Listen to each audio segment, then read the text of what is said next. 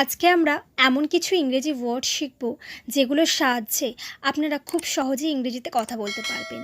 তাই ভিডিওটি প্রথম থেকে শেষ পর্যন্ত অবশ্যই ভালো করে দেখবেন, কোথাও স্কিপ করবেন না। এই বাক্যগুলি আমরা প্রতিনিয়ত আমাদের ডেইলি লাইফে ব্যবহার করে থাকি, তাই বাক্যগুলি জানা অবশ্যই দরকার। এ বাড়িটি ভাড়া দেওয়া হবে। The house is to let. The house is to let. মাঝে মাঝে।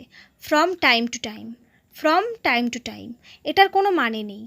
ইট makes no sense. It makes no sense. বইগুলো দামি।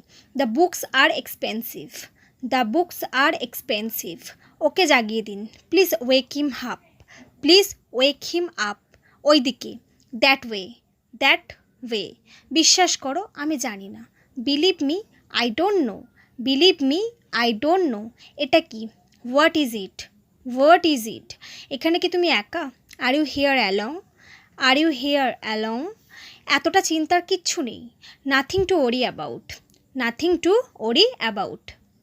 এখন ঘুমাবার সময়। Time to sleep now. Time to sleep now. আমি কিছু কিনতে চাই।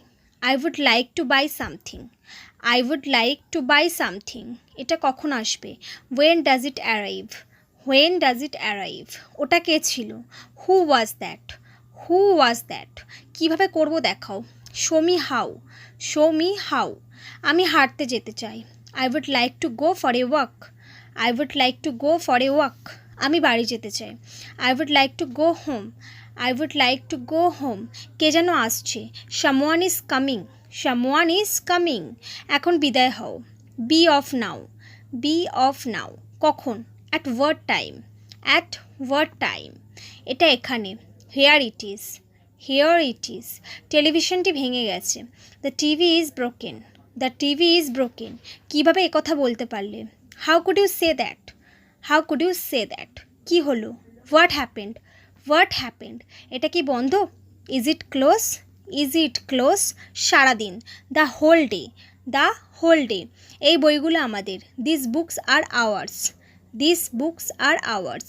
এটার দাম কত? How much does this cost? How much does this cost? এটা কাজ করে না। This does not work. This does not work. কাজ কেমন চলছে? How is work going? How is work going? দয়া করে কাউকে বলো না। Please don't disclose. Please don't disclose. আপনাকে আমার খুব পছন্দ। I like you very much. I like you very much. ব্যাংকের পেছনে। Behind the bank.